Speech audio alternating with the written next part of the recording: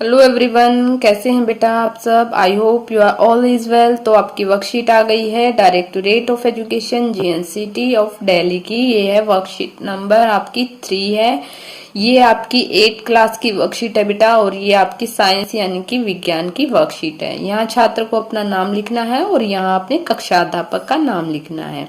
ये वर्कशीट जो है बेटा 23/9/2020 यानी कि 23 सितंबर 2020 यानी कि आपकी वेडनेसडे बुधवार की वर्कशीट है।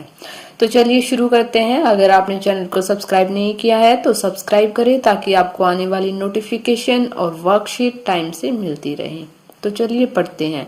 आज का जो टॉपिक है वो है हमारा सूक्ष्म जीव। सूक्ष्म जीव के बारे में आप पहले भी वर्कशीट में पढ़ चुके हैं बेटा, और आज सूक्ष्म जीव की हम किण्वन की प्रक्रिया के बारे में पढ़ेंगे।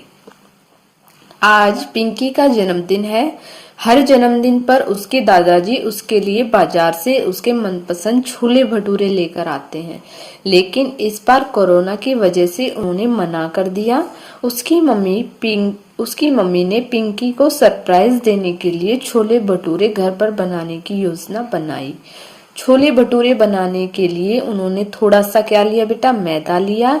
उसमें थोड़ी सी चीनी, गर्म पानी और 2 चुटकी ईस्ट पाउडर मिलाकर उसे नरम आटे में गूंथकर बर्तन में 2 घंटे के लिए रख दिया। कुछ घंटों के बाद पिंकी ने देखा कि फूल गया था। क्या हो गया था बेटा? फूल गया था, जिससे क्या बनाने थे? मम्मी को भटूरे बनाने थे। पिंकी बहुत खुश थी क्योंकि अब उसे उसकी मनपसंद खाने की चीज मिल गई। यहाँ पर आटा इसीलिए फूल गया क्योंकि उस आटे में मौजूद ईस्ट, जो एक सूक्ष्म जीव है, ने तेजी से जनन करके श्वसन के दौरान कार्बन डाइऑक्साइड गैस छोड़ी और गैस के बुलबुलों ने आटे में फंसकर उसे फुला दिया। उसकी मम्मी ने बताया कि इसी तरह से ब्रेड, केक और पेस्ट्री भी नरम और स्पंजी बनाए जाते हैं। इस प्रक्रिया का इस्तेमाल शर्करा से अल्कोहल एसिटिक एसिड बनाने में भी किया जाता है। चीनी यानी कि शर्करा के अल्कोहल में परिवर्तन की प्रक्रिया किण्वन या फर्मेंटेशन कहलाता है। इस प्रक्रिया की खोज सबसे पहले लुई पाश्चर ने 1857 में की थी। तो बेटा इसमें आपने पढ़ा है कि क्या दिया गया है।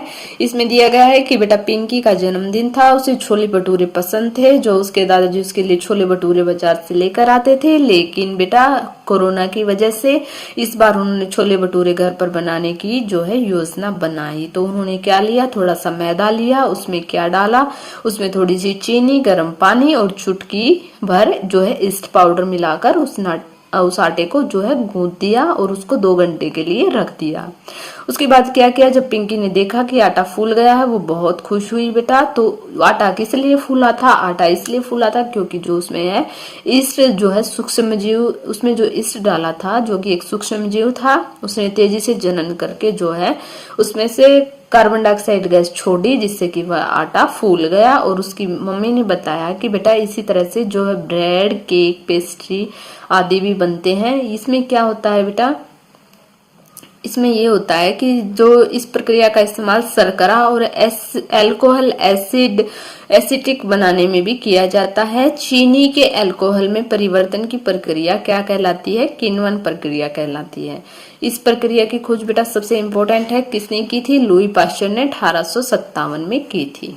तो चलिए स्वयं को जांचिए कि इसमें नीचे कुछ क्वेश्चंस दिए गए हैं कि आपने क्या कुछ कितना पढ़ा है, इसके बारे में हम आपको जांचेंगे। सबसे पहला प्रश्न है बेटा कि किण्वन की प्रक्रिया की परिभाषा दीजिए और इस प्रक्रिया की खोज किसने की थी वो भी लिखिए। तो सबसे पहले हम यहाँ पर लिखेंगे कि किण्वन क्या है? एक जैव रासायनिक क्रिया है। इसमें जटिल कार्बनिक यौगिक सूक्ष्म सजीवों की सहायता से सरल कार्बनिक यौगिक में विघटित होते हैं। इस प्रक्रिया में ऑक्सीजन की आवश्यकता नहीं होती।